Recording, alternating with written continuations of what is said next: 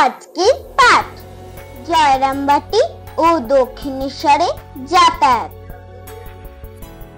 ষোড়শী পুজোর বছর খানেক পর 1873 খ্রিস্টাব্দে মা আবার জয়রামবাটি যান। 1874 খ্রিস্টাব্দে মায়ের বাবার মৃত্যু হয়।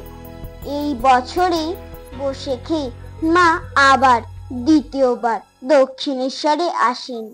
এই সময় শ্যামা সুন্দরীকে খুবই কষ্টে দিন কাটাতে হয়েছে।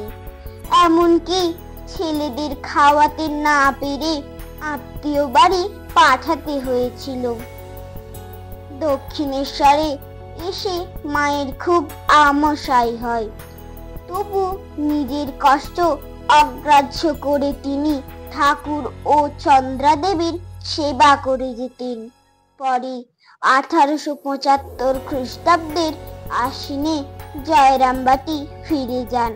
সেখানে অসুখ খুব বেড়ে যায়।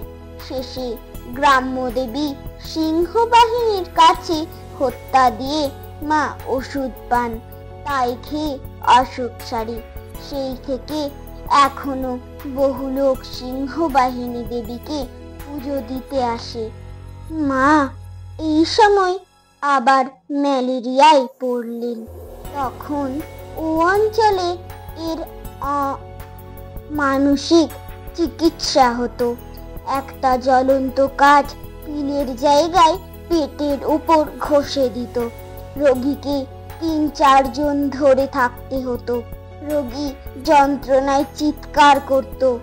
মাও সে চিকিৎসা করালেন, কিন্তু কি অসীম সহ্য শক্তি ছিল তার। কাউকে ধরতে দিলেন না, নড় নিল না, চিৎকারও করলেন না। ঠাকুরও ছেলেবেলায় এই চিকিৎসা করিয়েছিলেন। 1876 খ্রিস্টাব্দের ফেব্রুয়ারি মাসে দক্ষিণেশ্বরে চন্দ্রা দেবী ইহলোক ত্যাগ করলেন।